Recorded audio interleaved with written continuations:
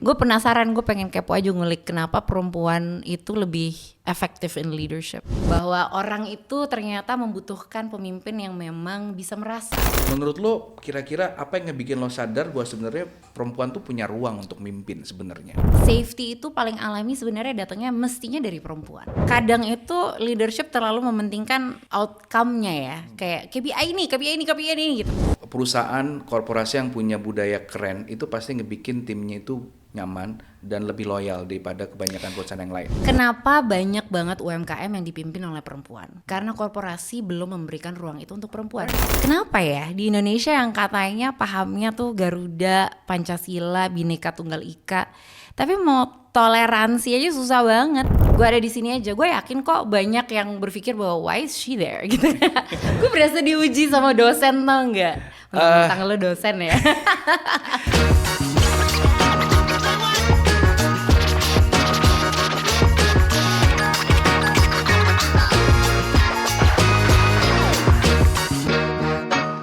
Halo teman-teman, balik lagi di Big Leaders by Big Thinkers. Kali ini kita akan ngobrol dengan salah satu kawan baik. Kali ini kita kedatangan satu Sri Kandi Indonesia yang sudah sangat berpengalaman di berbagai industri. Kita akan ngobrol banyak tentang kepemimpinan wanita atau women leadership, tapi tentunya seperti biasa obrolannya nggak akan kita bawa ke arah yang terlalu berat, tapi lebih ke practical, banyak inspirasi, banyak pembelajaran. Khususnya buat kamu teman-teman yang sekarang mungkin lagi mempersiapkan diri menjadi women future leader yang punya value dan ingin menciptakan dampak baik ke masyarakat.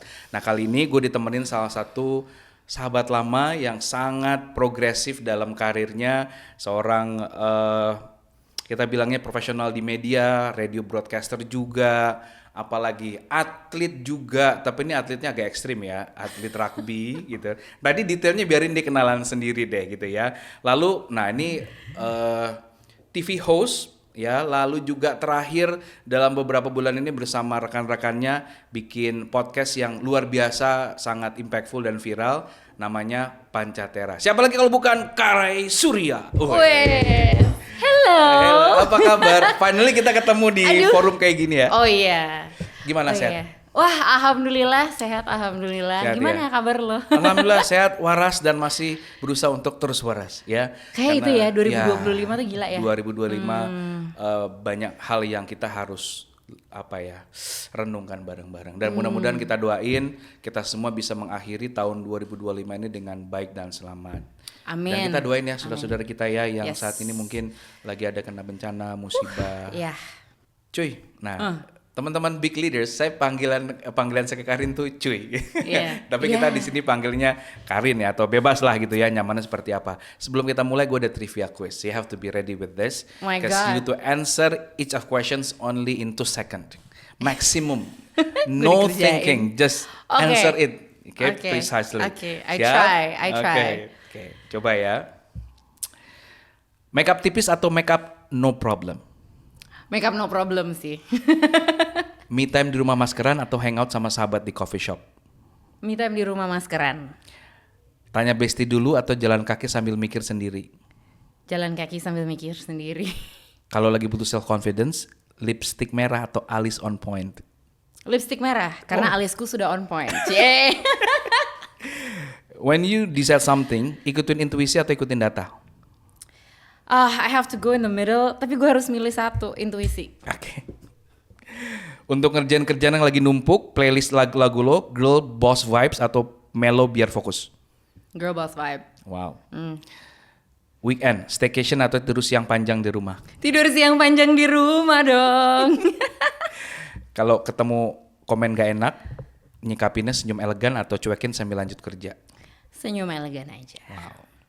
Kalau mau dihormatin, speak less, deliver more, or speak up with clarify. Speak less, deliver more actually. Oke. Terakhir, dalam kepemimpinan wanita di era modern, kompetensi teknis atau kecerdasan emosional? Kecerdasan emosional. Oke. Pas, tapi ada tadi 1-2 pertanyaan more than 2 seconds, tapi nggak apa-apa lah, kan ini bukan ujian beneran ya. Gue berasa diuji sama dosen, tau nggak? Mentang-mentang lo dosen ya. Gue takut salah tadi di depan ngenalin lo. Boleh nggak kenalin ke teman-teman big leaders siapa sih Karin Surya? Ya, jadi dengan gaya lo yang asik gitu ya, yang enak gitu ya. Mungkin sebagian pendengar dari nggak apa-apa ya sebut ya Pancatera ini udah tahu lo, tapi mungkin more personal ya. Silakan. Jujur gue orangnya tuh aslinya nggak seasik yang mungkin orang orang, tapi lu beneran kenal gue sejak nama gue masih Karina ya, belum Iya. officially jadi Kai Surya ya. Iya, betul. Meskipun ya nama panggil gue dari SMA, SMP, SMA tuh Kai, Kai. jadi I think it's stuck. Tapi selama itu lo udah kenal gue ya. Kalau gue yakin dia juga, Taufan tuh juga bingung memperkenalkan gue Iya, gimana. bingung kan Ya dimensinya banyak banget. Iya, gue juga suka bingung memperkenalkan diri gue gimana. Tapi sebenarnya yang lo bilang tadi itu semua udah benar. Yes. Nggak ada yang salah. Gue gimana ya? Gue harus memperkenalkan diri seperti apa lagi? Nama gue Kai Surya. Berkecimpungan di media industri tahun ini 10 tahun bro. Wow, 1 dekade. So I've known you for 10 years. Yes. Dan ya 1 dekade ya. Dan ya selain itu gue masih berkecimpungan di luar media. Media itu berarti radio juga, TV juga. Radio, TV, podcast. Oke. Wow. That's the main job. Yes.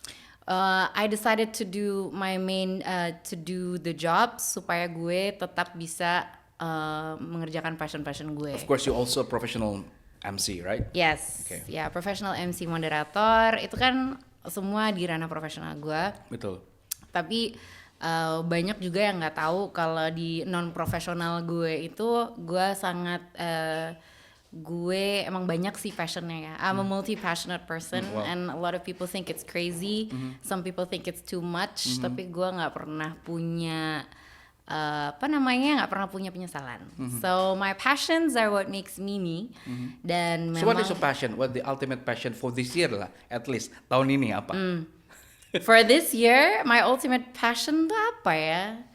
Doing the Sebenarnya podcast, inspiring people, create story atau apa? the podcast it's definitely a passion project between me and my closest friends. Dan kita nggak pernah nyangka dan bahkan berharap pun tidak pernah bahwa itu akan menjadi membludak Yeah. se-impactful itu gitu. We did it from the bottom of our hearts. We wanted to spend more time together. And also ya merekam conversation antar perempuan aja sih tadinya. Gitu. That's definitely a passion. My passions apart from media itu memang ada olahraga, rugby. That's where I learned a lot about leadership. Dan juga menari. That's where I also learned so much Banyak about tuh, myself. macam-macam, iya. Gitu, iya. Ya, Dan yang selain itu the juga. ultimate job is become a mom. Yes. Right. 2025 pun nambah 1. Kan terakhir kita ketemu gue masih udah hamin ya. Hamin melahirkan ya. Wow, jadi ini luar biasa, seorang mungkin nggak muda lagi lah ya, usia produktif dengan 3 anak, masih melakukan hal-hal aktif, menggunakan juga transportasi umum setiap hari, ya, dan masih tough, masih menyempatkan waktu. Jadi banyak hal big leaders teman-teman yang bisa dipelajari dari sosok Kai ini, apalagi Kai sudah banyak ketemu mulai dari presiden, dia wawancara presiden, dia wawancara artis-artis dari berbagai macam industri ya, internasional dan nasional, dan sebenarnya one a very fundamental question, lu udah ketemu banyak sosok pemimpin. Nah, kita kerucutkan ngomongin tentang kepemimpinan perempuan. Lu udah banyak ketemu perempuan-perempuan hebat lah gitu. So what is your definition of leadership based on what you saw from them gitu ya? Apa yang lu bisa ceritain ke teman-teman di sini? I think female leadership itu gue yang di posisi itu juga ya. Gue belajar banyak dari the kind of leadership that I'm exposed to. Memang kayaknya menurut gue perempuan itu is blessed with the ability untuk bisa merangkul. Nice. Ya, merangkul ya. Dan jujur ya, salah satu I've been thinking about all these questions that you sent me today gitu kan. Jujur gue kirim pertanyaan ini banyak banget gitu. Dan gue nggak tahu dia akan nanya yang mana gitu Yes.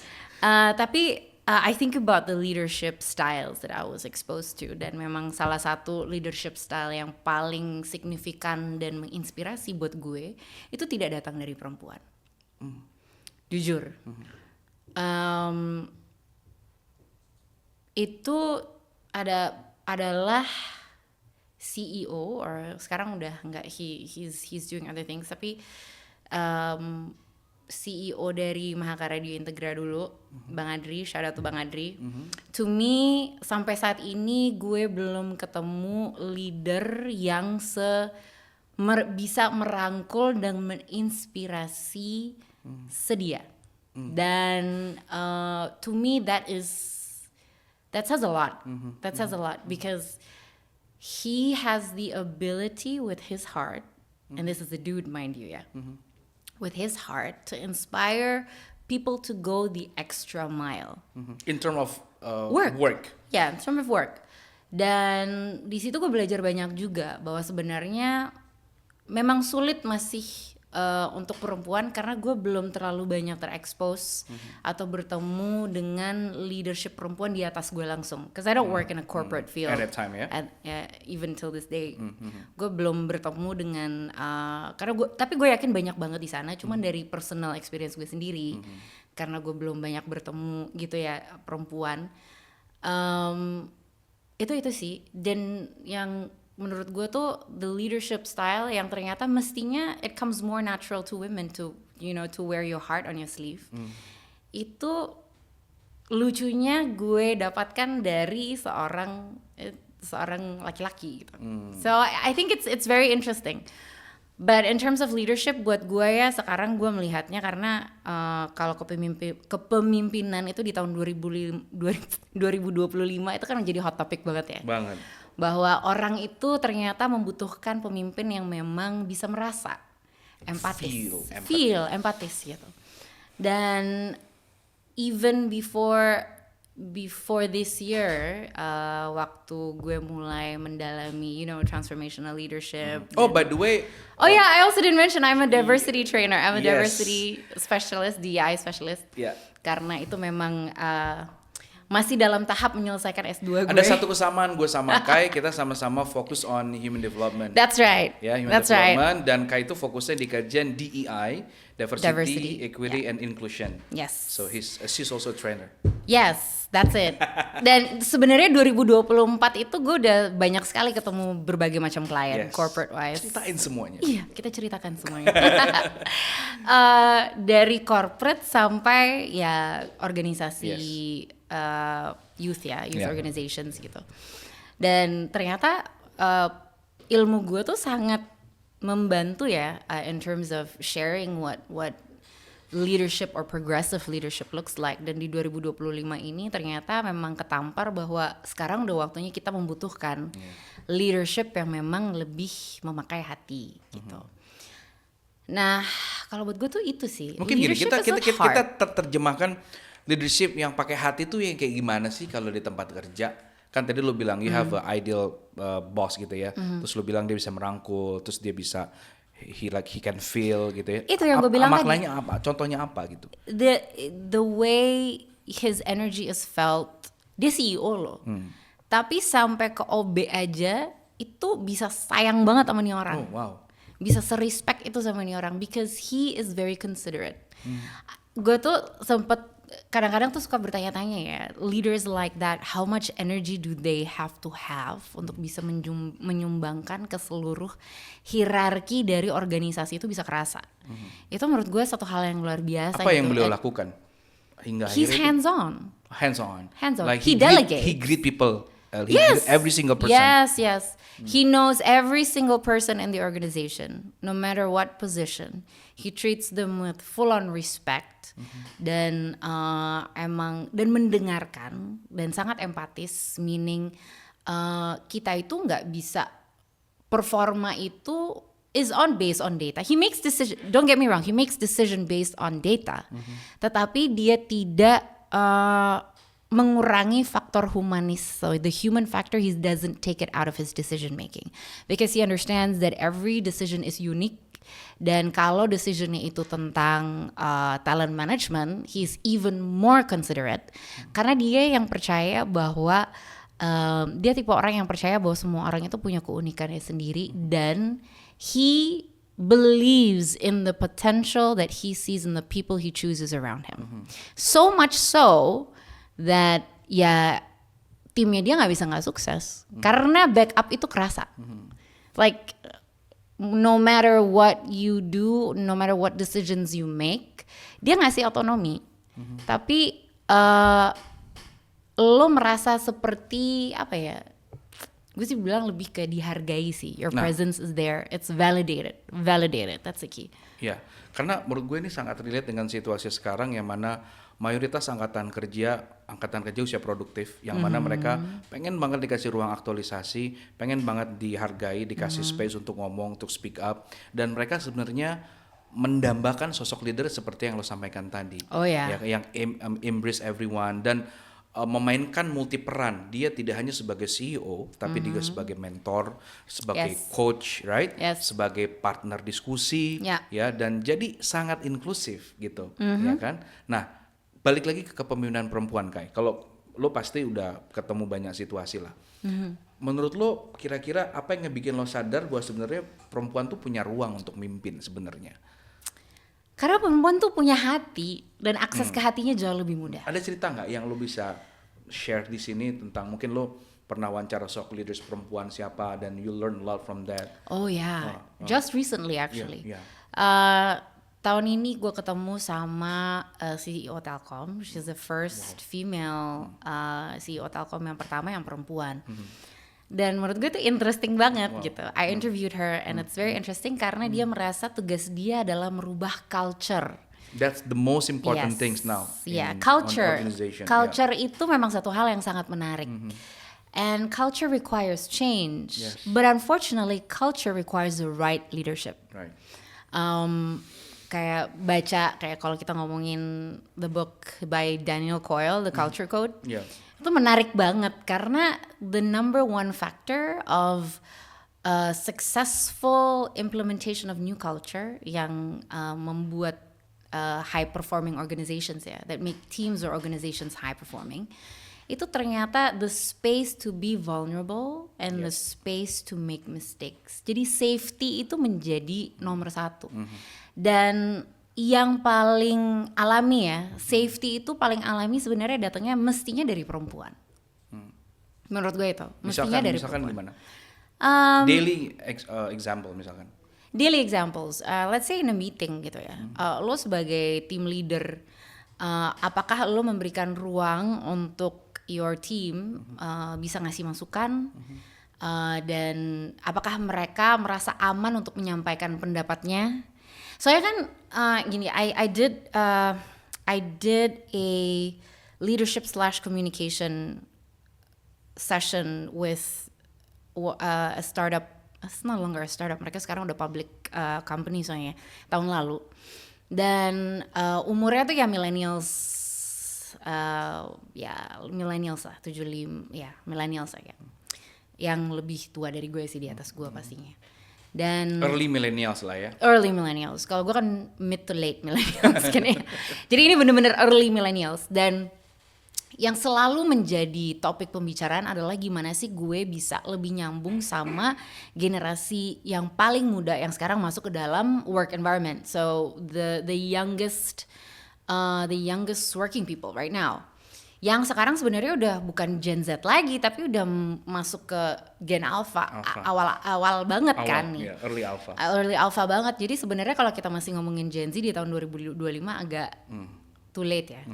Cuman gini, yang gue bilang adalah nowadays the requirement of a leader is very different, because this is a generation that puts mental health before everything, that puts self-awareness before everything. Kita kan menjadi milenial itu katanya menjadi generasi yang baru mulai ketampar dan mengevaluasi diri sendiri, as in like the first generation that has the bravery to confess untuk no discover to discover their own emotional dimension, not to any other, karena informasi dan researchnya tuh baru ada di generasi kita. Jadi kan karena kita baru ada informasi di generasi kita adalah generasi yang pertama yang menerapkan gitu kan. Dan karena itu, it's like the demands change. And you see, terakhir gue bikin sesi tentang human capital Iya. management buat RM yang yang kita waktu itu ngajar buat UGM. Yep. Memang yang diomongin tuh udah pasti leadership yang seperti apa yang dibutuhkan untuk bisa merubah sebuah organisasi. It takes a lot of heart, Yeah. and it takes a leader who leads by example, and it takes a leader yang ternyata untuk bisa memberikan energi itu sampai ke tombak terdepan. Kayak kalau misalnya di radio itu kan berarti kan I see the CEO, tombak terdepannya adalah ya kita penyiar. Iya. Ada aja mungkin CEO media company yang ya CEO doang ya, gue punya penyiar ini, siapa sih penyiar gue sendiri aja nggak tahu. Kalau ini enggak. He chose every single one of us and he interacts with every single one of us, dan bahkan setahun sekali dia mengevaluasi kita semua, dan dia tuh tipe orang yang very humble, as in humble is part of the values of. Jadi behaviornya juga. Behaviornya juga sangat warm gitu. Dan itu menurut gue it's a big factor. Apa sih yang lo rasain kalau punya sosok leader kayak gitu, terutama? Ya, yang lo rasain kan you're inspired to do more. Oke. Lo mau mengerjakan karena lo comfortable, lo merasa safe. Jadi lo tanpa dipaksa akan go that extra mile to do more. Imagine if you go extra 2 miles every single day, you come to work, you're happy, dan lo willingly go through that extra 2 miles karena lo senang bekerja di situ, lo senang dengan leadership yang ada, dengan feedback yang lo dapatkan. Imagine how many extra steps or extra productivity plus points you get in a month, gitu kan? Dan itu sebenarnya untungnya buat CEO juga, buat pimpinan juga. Iya, karena kan they give you a KPI, but it's not just a number. Yeah. Karena kadang itu leadership terlalu mementingkan outcome-nya ya, kayak KPI ini gitu. Tapi what are the steps of actually getting there? Didiskusikan nggak? Kayak dari ability lo untuk bisa mencapai KPI ini ada step yang jelas nggak? Ada ide-ide yang akan membawa lo ke sana nggak gitu kan? Dan sebenarnya itu yang kadang-kadang orang suka miss. People look at the outcome without thinking about how to get there, the process. Yes. Gitu kan. A good leader gives goals, but also makes sure that those goals, one, are realistic, attainable, with the team that you have. Run through with the process. Yes, of course. Nah, itu kan mimpin di depan, di tengah, di belakang ya. Betul. Paket lengkap itu tadi. Nah, Berat sih. berat. Itu Berat. kadang-kadang gini, banyak sosok leaders yang tahu tuh konsep itu. Yes. Tapi it's just a theoretical buat mereka dan nggak dijalanin sebenarnya. Dan gue setuju tadi yang lo bilang kalau I think cultures make people stay. Ya, perusahaan, korporasi yang punya budaya keren itu pasti ngebikin timnya itu nyaman dan lebih loyal daripada kebanyakan perusahaan yang lain. Tapi nggak cuman itu, karena gue kemarin baru ngobrol sama Mahari, you know Mahari? Dia itu clinical psychologist. She works now with corporations. None Jakarta? Iya, Oh, okay. Mahari, None Jakarta. Kan she's a clinical psychologist. Kemarin dia baru datang ke ini dan dia ngasih gue beberapa case study. Kalau ya kakak udah ada case study-nya bahwa culture yang tidak sehat, culture di mana berbagi opini kepada atasan itu tidak bisa dilakukan. Itu udah terbukti at least kedua korporasi menjadi downfall mereka. Oh ya? Oh ya. Wow. Karena itu, jadi just because somebody who knows, jadi lo punya sebuah knowledge yang bisa sangat fatal nih ya, sangat important and very significant, tapi lo tidak berani mengutarakan atau menyampaikan ke atasan lo, kan that says something about the corporate culture kan, dan akhirnya ada satu gap, ada satu tembok yang nggak bisa ngebuat itu. Dan akhirnya konsekuensi terjadi, padahal lo dengan sangat mudah sudah memprediksi konsekuensi tersebut. So as a leader, it's not necessarily banyak deh. Pokoknya menurut gue semakin kesini leadership itu adalah perjalanan ke dalam diri sendiri sih. Because I think when we talk about heart, we have to know our own heart first. Kita nggak bisa lead by example, kita nggak bisa demand juga untuk merubah corporate culture kalau kita sendiri belum sampai sana. Because to be able to lead that way will require you to let go of a lot of control and ego. Itu tadi. Dan lo tau nggak ada satu fakta menarik nih, gue sambil lihat data ya, biar nggak salah. Jadi gue coba kumpulin beberapa data dari BPS, World Bank, ada Kadin juga. Itu memang more than 60% UMKM di Indonesia itu dikelola sama perempuan. Yes. Ya kan? Dan kalau ngomongin kewirausahaan, entrepreneurship, let's say ekonomi kerakyatan deh. Sebenarnya itu semua kita lagi ngomongin tentang kepemimpinan perempuan. Ya. Ada tapi mereka tidak selalu kelihatan di puncak korporasi, but they have a impact. Here's what I wanted to say. Kenapa banyak banget UMKM yang dipimpin oleh perempuan? Karena korporasi belum memberikan ruang itu untuk perempuan. It's very easy. Dan kenapa gue juga bisa bilang gue belum banyak terekspos ke leadership perempuan? Karena gue belum banyak ketemu dengan leadership perempuan. Kecuali gue interview atau apa gitu ya. Jadi sebenarnya masalahnya bukan bakat ya, tapi akses dan struktur. Betul. Is it valid? It's valid. It's definitely a big factor. Because you have to, inclusivity ini kan masih sebuah perjuangan untuk perempuan. Dan I know what it feels to be, as much as I tell you, man, being the only woman in a meeting room is frustrating. Yeah. It's very frustrating gitu.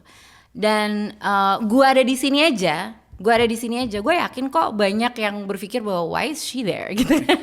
Why is she there gitu. Dan akan selalu ada yang mempertanyakan kenapa seorang perempuan is deserving of the place that she is at right now.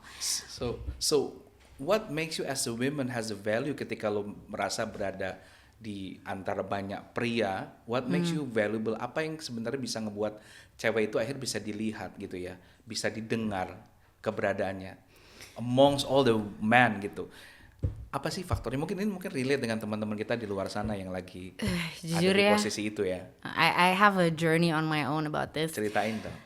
Jadi kalau bisa dibilang imposter syndrome tuh luar biasa banget sih awalnya gue. Yeah. Karena gini ya, gue kan anak yang sebenarnya jujur I was very tomboy kid. Most of my friends were guys anyway. Dan di situ gue juga memang merasa in their style it's easier for me to speak in their language because I'm too used to it. Tapi dalam tanda kutip itu kan tetap bukan diri gue sendiri yang sebenarnya gitu kan. Because authenticity now is apparently such a big deal gitu. Nah, dulu gue merasa the only way to be respected is if you speak their language. Oke.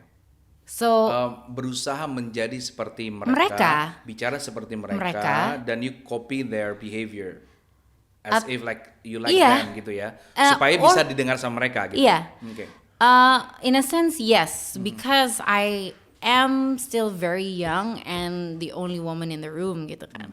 Dan dalam sebuah organisasi ya you gotta play the wave dulu until you get the respect that you know what I mean. Ya nggak apa-apa, tapi kayak intinya dulu gue berpikir seperti itu. Tapi sekarang tuh ternyata gue sebagai seorang perempuan tuh punya banyak plus factors loh. Dan the difference is the heart. The heart is the difference. Nggak semua laki-laki itu bisa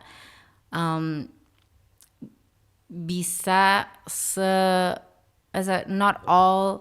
I'm not generalizing, tapi it's a bigger challenge I think for men to be able to access the emotional part of you, or want to access that emotion part of you openly.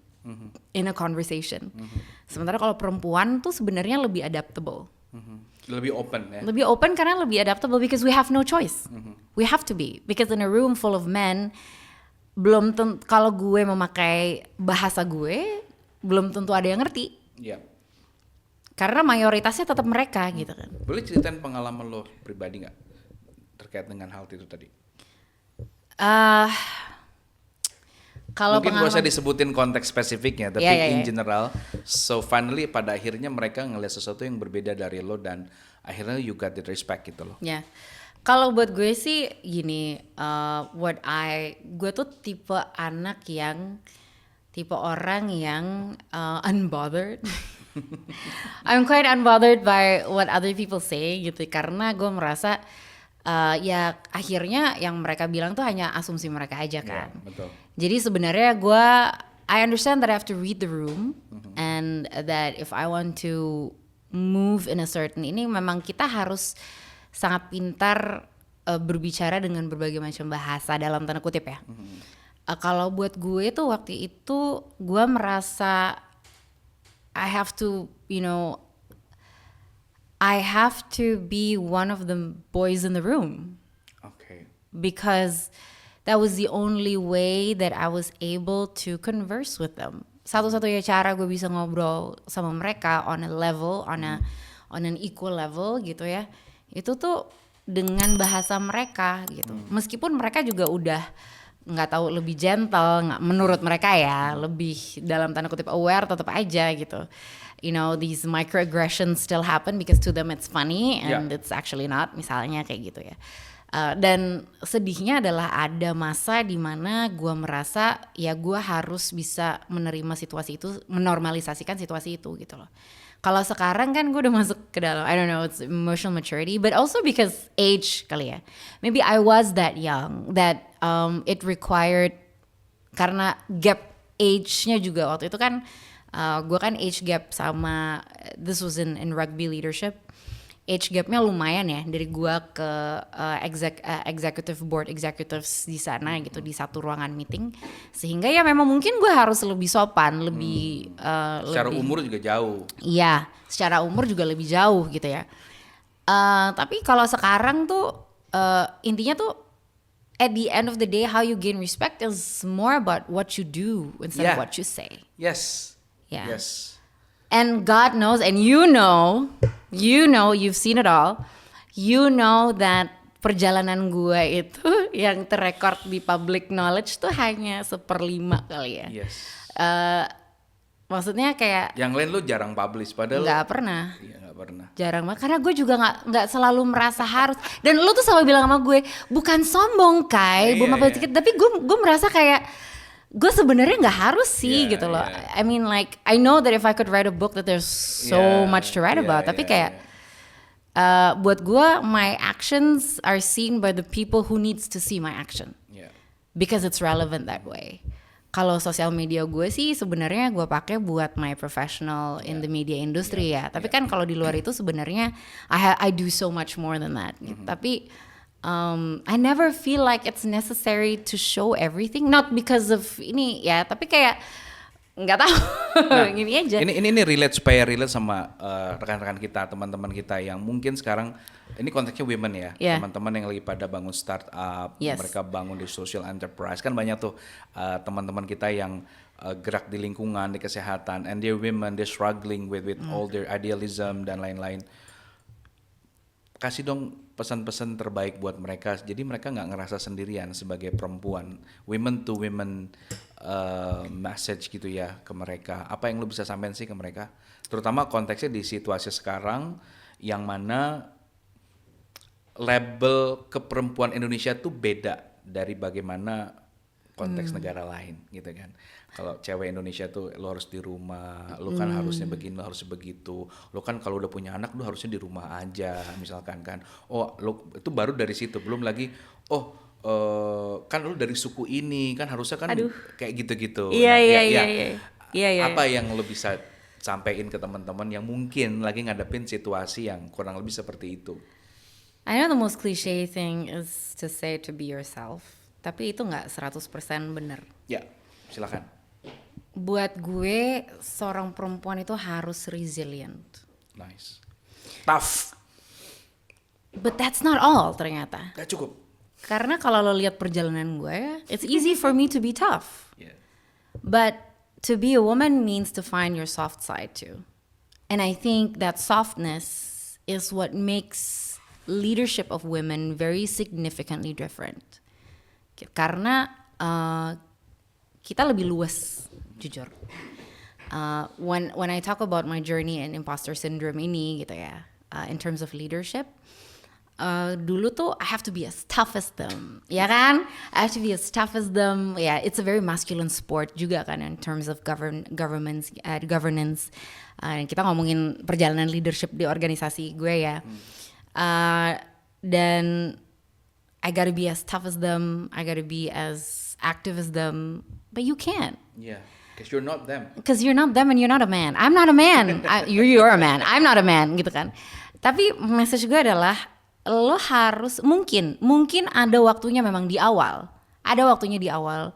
Lo harus mau melakukan hal-hal yang tidak mau lo lakukan. sampai lo bisa melakukan hal-hal yang lo mau lakukan. Contohnya minum dulu sambil dengerin contoh. Contohnya simple as ketika kita memulai sebuah karir, ya kan? Ketika kita memulai sebuah karir nih ya, kayak let's just say me in media industry deh. Belum tentu semua yang lo lakukan atau job yang lo dapet tuh yang lo inginkan, ya kan? Belum tentu. And that's okay. Karena kalau lo masih berada di awal, lo nggak akan pernah bener-bener tahu your full potential sampai lo udah coba semuanya. And kalau lo idealis dari awal, menurut gue itu menutup your range. Nah, ini nyambung, nggak apa-apa kita ngobrol biar konteksnya pas gitu ya. So, what do you think about generalist and specialist then? Kalau gitu, anak muda tuh seharusnya mulainya dari mana dulu sih gitu ya. Walaupun sebenarnya udah banyak orang ngomongin ini, but your perspective ini ngelihatnya gimana? I'm a specialist of many things. Wah. Ya kan? Yeah. I'm a specialist of many things. Many things, right? And I'm just as good at everything that I do in my life because those are the things that I love to do. Nah, gimana cara orang-orang bisa kayak lu gitu? Ya, lo tidak menutupi diri lo dengan idealisme lo aja sih. Itu sebuah tamparan yang menurut gue paling keras. Idealisme lo at the end of the day may burn bridges that you might have needed to opportunities that would have gotten you so far. That maybe may or may not come again gitu. Jadi kan intinya kan sekarang yang banyak banget dibahas tuh kan your authenticity lah, whether you're people pleasing lah, apalah gitu kan. Sebenarnya gue cuma ngomong aja ya. Sebenarnya lo tuh sebenarnya people pleasing terus-terusan? Enggak juga kan sebenarnya. Karena lo sebenarnya tahu bahwa lo memang tidak bisa berjalan jauh kalau lo sendiri doang. Nggak bisa.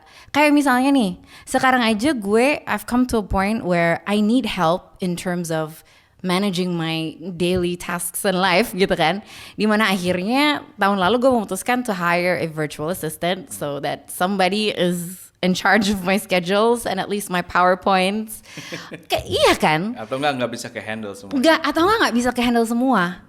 Kan itu aja udah membuktikan bahwa lo memang tidak bisa mengerjakan semuanya sendiri. Mungkin di awal, yes you have to, karena lo masih punya space itu untuk belajar. Dan kalau lo juga tidak mengerjakan sendiri, lo berarti kan juga belum mengerti scope pekerjaan lo dan segala macam. Memang mungkin di awal harus dikerjakan semuanya sendiri.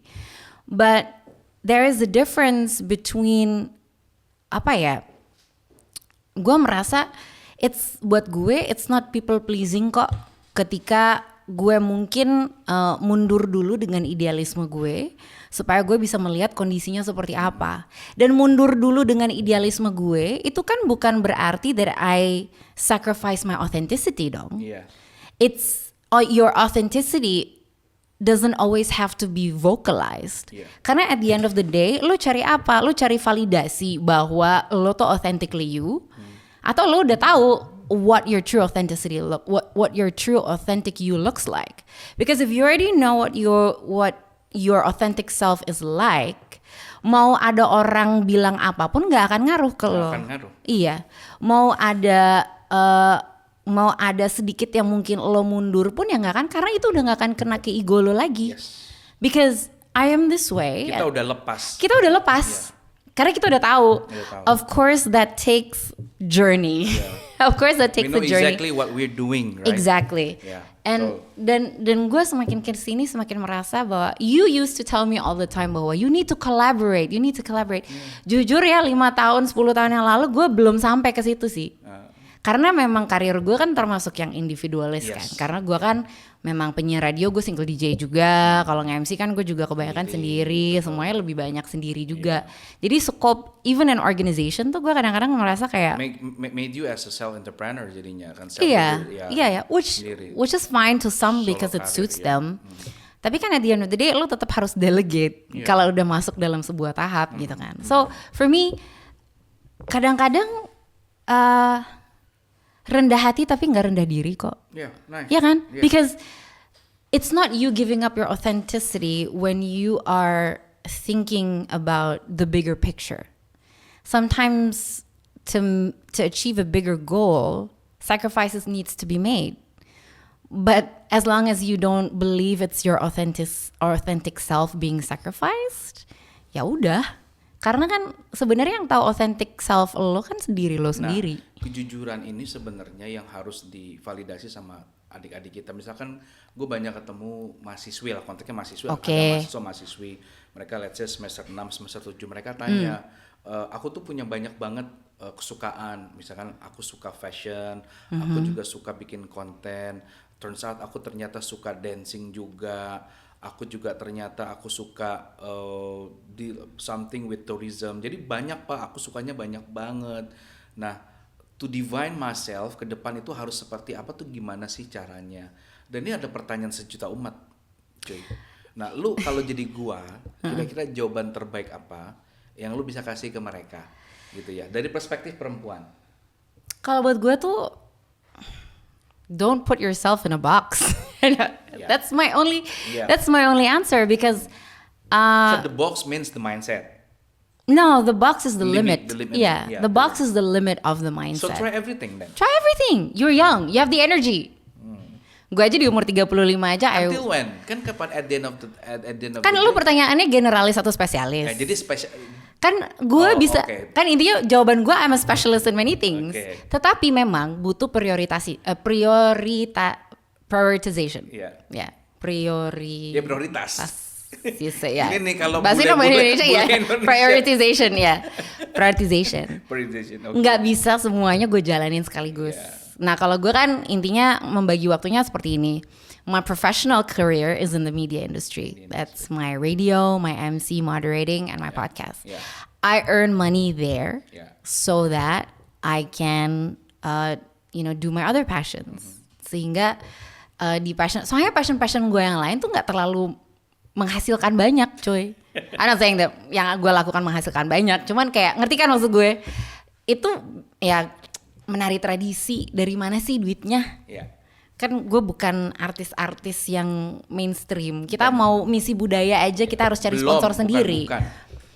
Gue berharapnya sih akan berubah, tapi itu sudah menjadi harapan gue seumur hidup gue yang belum berubah sampai sekarang. Okay. Ya karena kan gini ya, gue membangun karir gue. Okay, everything that I do is interconnected to who I am.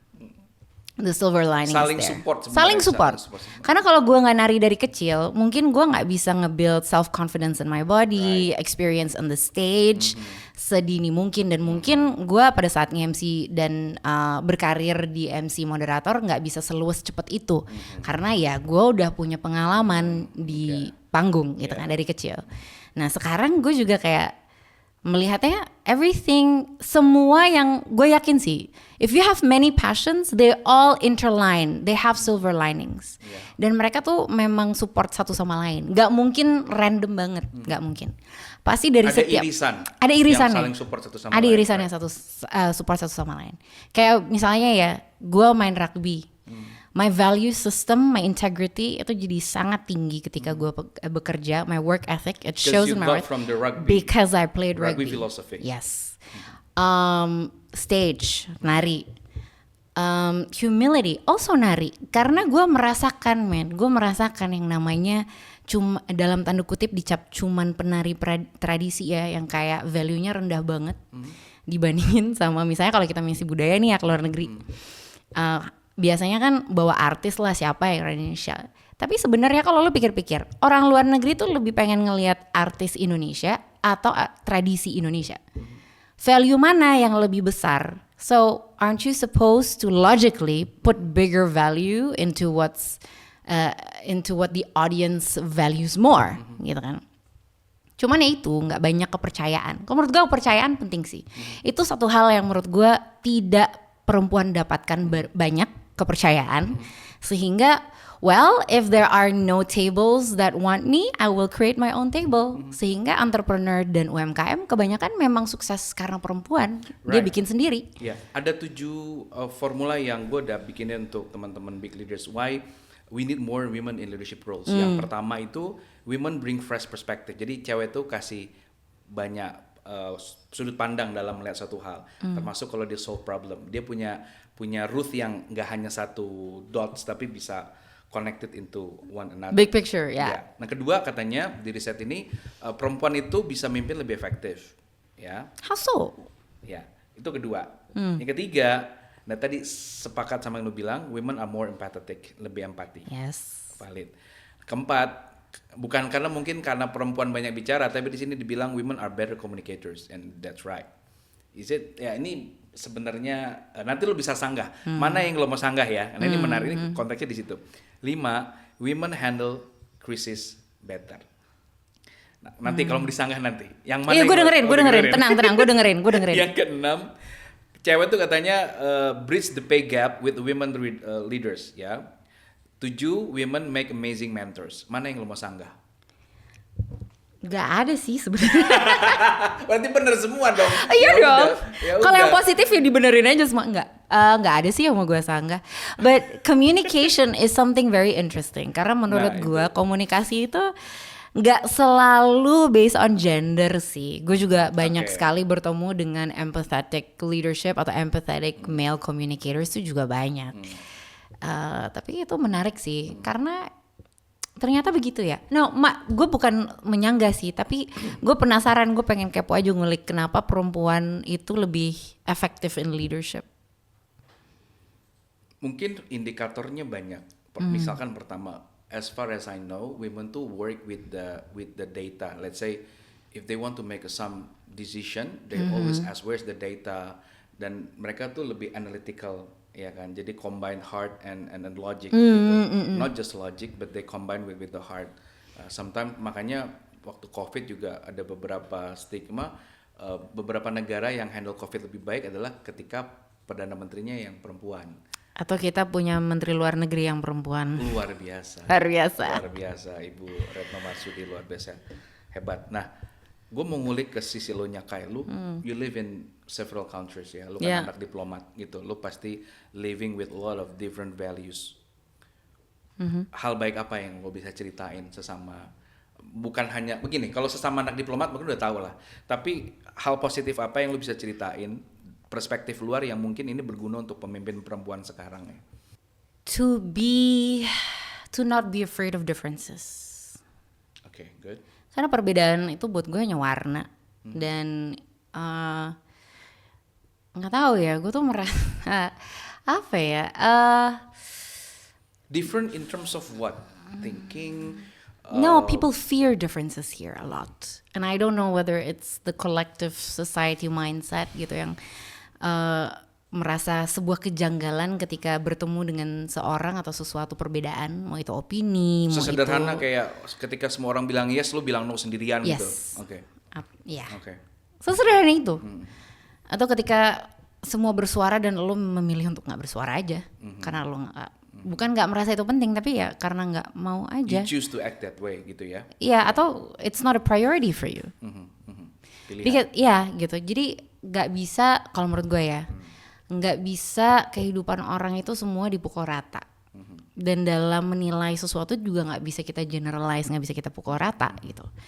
Dan menurut gue generalisasi dan asumsi itu terlalu mudah diambil di Indonesia. So the expectation is The always judgment. yeah, the expectation is always massive. You know what I mean? So the expectation is always you go with the majority of the crowd, right? Kalau buat gue itu ada plus dan minusnya sih. Yeah. Karena ada masa-masa di mana gue merasa you can be diplomatic about it. Ada momen-momen di mana gue juga merasa buat apa sih? kayak karena prioritas I just feel like I have different priorities than most people here aja gitu. Dan karena gue tidak takut untuk berbeda sendiri, dan itu nggak apa-apa buat gue. Jadi kalau misalnya In terms of business, misalkan mereka founder startup gitu, apa itu tadi selain yang not afraid of being different, gitu, apa lagi value yang lo bisa ceritain ke mereka, yang lo bisa share ke mereka? bahwa diversity is important. Samanya kan kalau kita mau investasi, kita nggak bisa investasi hanya di satu tempat kan. Yeah. We have to diversify. Diversify creates leveraging. Meaning that kalau lo bisa menghandle berbagai macam warna, you have much more opportunities. Ketika yang satu mungkin lagi mundur, yang lainnya bisa mensupport untuk lebih maju ke depan, bisa ditopang sama yang lain. Kayak you have to think about checks and balances gitu. Because the perspective is, kalau lo sudah selalu terbiasa check and balancing, meaning that lo terbiasa melihat sesuatu dari berbagai macam sisi. Dan kalau lo bertemu sesuatu, you can't take it mentah-mentah gitu loh. Karena yang lo lihat atau yang lo baca, itu belum tentu adalah 100% realitanya seperti itu. Dan menurut gue, that's the most dangerous thing, is ketika kita menelan sesuatu mentah-mentah. Kayaknya menurut gue it's jadi kayak hazard juga sih kadang-kadang ya. And this is a hazard to decision making sometimes ketika lu semakin kesini realize bahwa there's no such thing as black and white in this world. It's always gray. It's always 100, 150, 1000 shades of gray. Iya. Yes. Karena ketika it's naive, it's really naive to think that what you see in front of you is all that is. This beyond black and white. Makanya gue nggak percaya lagi sama namanya first impression. Even though yes, of course we have first impressions, but first impressions don't influence my decision. Makanya semakin kesini. Ada indikator lain selain first impression, Yes. right? Yeah. Because if you can see the world in its different colors and its different shades, you know, and you will appreciate that there are different colors to people. And you become wiser, of Yeah. course. Yeah. Dan karena juga Jadi akhirnya pemimpin yang lebih bijaksana. iya, karena lo akhirnya juga tidak mudah tergoyah, tidak mudah offended. Iya. Karena ya realitanya seperti itu, lo juga nggak bisa pernah telan-telan mentah sih. Iya. It's naive to think that what you see is the full truth, or what you read is the full truth, without questioning or without considering possibilities of different things gitu. Itu I think that's one of the things that hazard yang gua besar di luar membawa pulang ini di Indonesia tuh sulit karena semua tuh kalau A ya A, B ya B. Ngerti kan? Kalau A ya A, B ya B, choose your team. Kita nggak ada pilihan lain atau ruang untuk bernegosiasi, berargumentasi. Betul. Karena argumen di sini aja, it's not about win-win solution, but in Indonesia, an argument is about who wins and who loses. Yes. And I think that's really sad because then you lose a lot of opportunity. Nah, gue mau ajak ngobrol lo gini, karena memang lo fokus tadi di DEI. I think last week I read some journals, article journals lah, itu gue lupa sumber dari mana.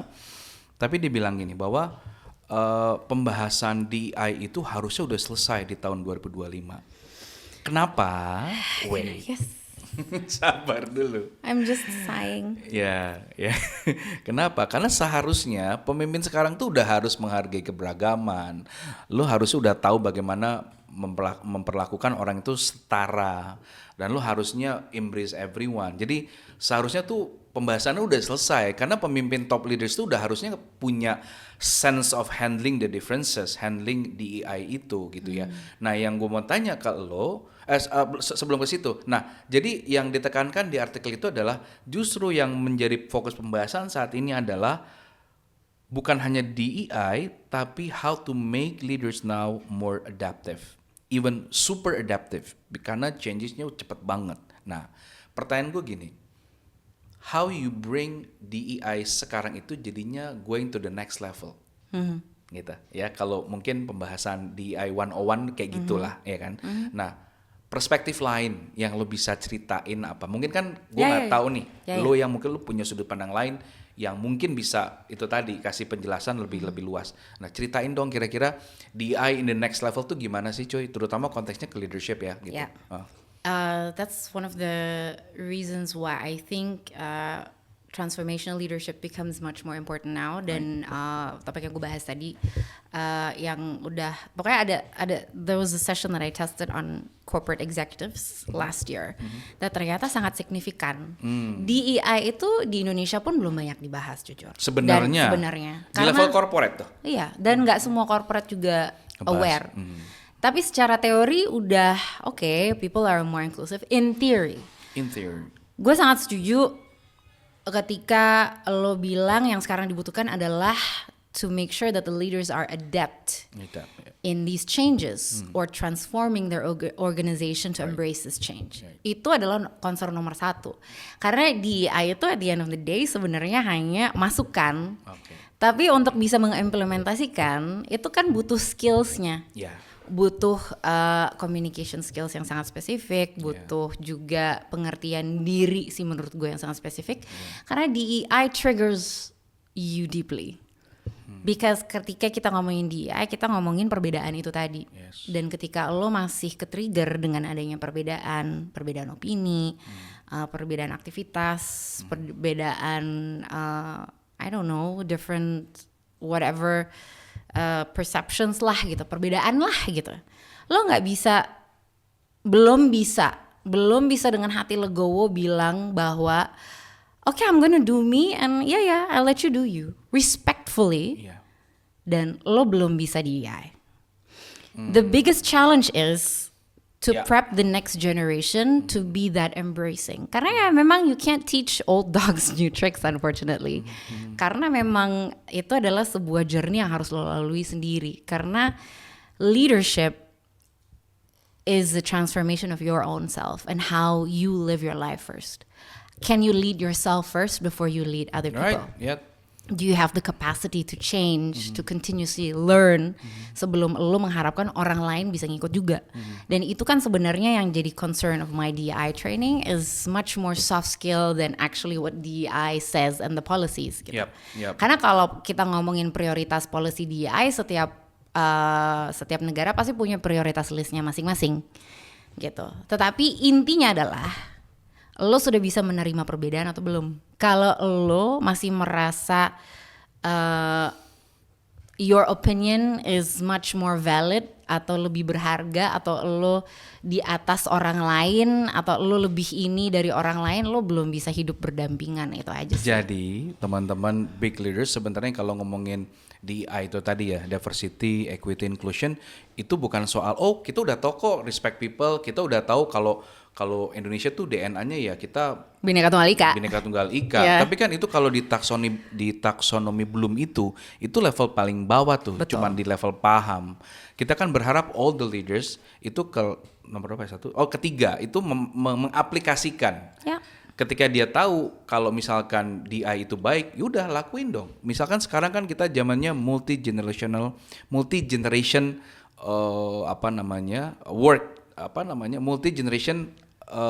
sebutannya multi generasi di tempat kerja gitu ya bahasa Indonesia. Jadi kayak boomers, X, Y, Z di satu kerja yang sama, dituntut untuk bisa komunikasi bareng-bareng, dituntut untuk bisa kerja bareng gitu kan. Nggak semudah itu. Ya, betul. Ada drama di situ, ada ego yang senior nggak mau dengerin yang muda, ada ego yang muda merasa hebat sendiri, ya kan? Nah, berarti kan sebenarnya secara implementasi praktek nggak semudah dan nggak sesimpel itu kan? Is that right? Itu. Yes. Betul ya? Yeah. Nggak semudah itu konsep DI ya? Betul. Alright.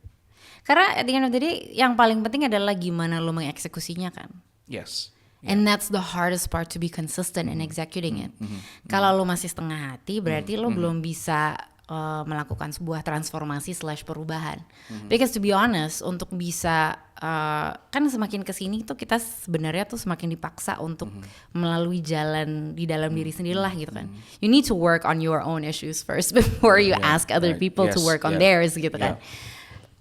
Jadi ya sebenarnya yang paling menarik tuh dari dia itu menurut gue itu sih, it's the sense that kenapa ya di Indonesia yang katanya pahamnya tuh Garuda, Pancasila, Bhinneka Tunggal Ika, tapi mau toleransi aja susah banget.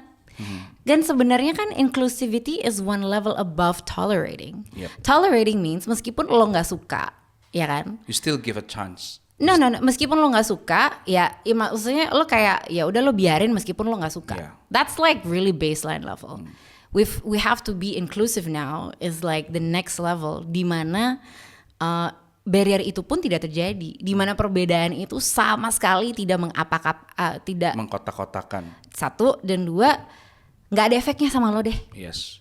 Jadi lo udah dengan santainya bisa bilang, oh opini lo gitu ya, oh lo support yang ini ya, oh ya udah gitu. As simple as that. Iya. Okay. It's how And it goes down to your own self. It goes down on how you or where your identity comes from. Right. If you are rooted to your own self dan lo sudah se-steady itu, menurut gue angin apapun yang dateng gitu ya, kan akhir-akhir ini sering banyak pohon tumbang ya. Gue akhir-akhir ini jadi mikir, you remember I sent you that one out of so many thousand projects that I wanted to start back in the days, which by the way I'm returning to that one. Gue tuh nggak tahu kenapa dapet ide sebuah pohon, inget nggak? Pohon akarnya itu begitu deep. Jadi no matter how hard a storm hits a tree, dia mungkin patah, tapi akarnya masih di situ. Masih di situ. Ya lo lihat aja pohon-pohon yang tumbang, nggak banyak yang akarnya ikut sampai tumbang. Kecabut semua, iya ya? Sampai kecabut semua. Kan sebenarnya itu kan, if you're rooted within yourself and you make the work and do the work to root yourself within you gitu kan, dan lo merasa full, ya lo udah bisa menemukan jalan untuk merasa full within yourself, content. Whatever. Ketika lo tumbang pun lo akan tumbuh lagi. Iya. Right. Ketika lo patah pun lo akan tumbuh lagi. Keren nih teman-teman Big Thinkers. Nah, ini pesan terakhir dari seorang Kai Surya untuk perempuan Indonesia yang saat ini lagi mimpin tim di kantor, lagi struggling jadi CEO gitu ya, jadi ibu di keluarganya. 'Cause in fact ibu adalah seorang pemimpin juga. Yes. So yes. what is your strong message untuk mereka bisa terus kuat, bahkan bisa bounce back ya menjadi ya perempuan seutuhnya yang bisa perform ya. That's my last questions. The thing about being a woman is that you have to surround yourself with women too. Sama aja kayak cowok-cowok kan selalu punya their boy gang gitu. Sama, cuman masalahnya the structure and the system has isolated women. Yeah. And has yang mestinya kita bisa berjalan bareng atau setidaknya menemukan lah ya. Karena kan oke, semua punya frekuensinya masing-masing. That's okay. Tapi setidaknya meng-effort dan mudah-mudahan doanya tuh didekatkan dengan orang-orang yang memang mempunyai niat dan doa yang selalu mensupport lo. Nice. Yeah, no matter what. Yes, Because I really do true. believe that's most important, especially in a world where women are still proving themselves. Unfortunately, in 2025, women are still proving themselves. Dan itu satu, surround yourself with women who have your best intentions in mind dan mendoakan selalu yang terbaik. Amin. Betul. Dan yang kedua adalah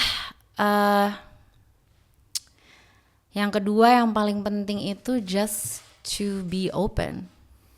Gak usah berpikir bahwa ketika lo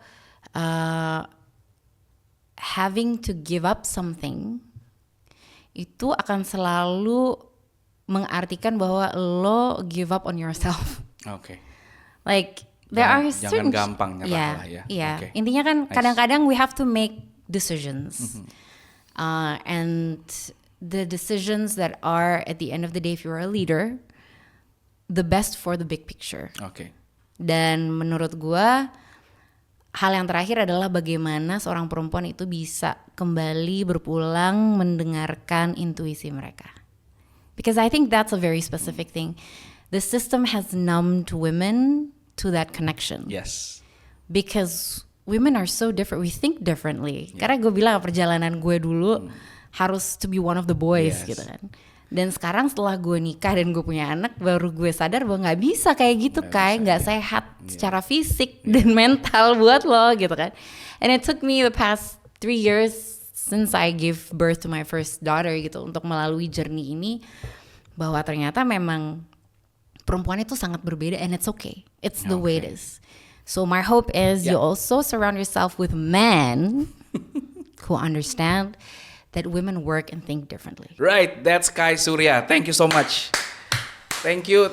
Itu tadi dalam banget ya. Jadi buat teman-teman big leaders, kalau yang nonton episode bareng Kai Surya ini, nontonnya jangan cuma sekali, tapi diulang lagi. Karena banyak terlalu banyak kalimat-kalimat yang sangat high context, yang kalau didengar sekali itu kayak apa harus di rewind lagi. Oh, maksudnya gini gitu ya. Oh, maksudnya gini ya. Tapi kalau mau tahu statement-statement keren dari Kak Surya, gue sekalian promoin, liatin podcastnya Pancatera. Thank you loh. Oke, thank you guys. Thank you so much. Bye-bye. Thank you, bro. See you next episode. Bye-bye. Bye.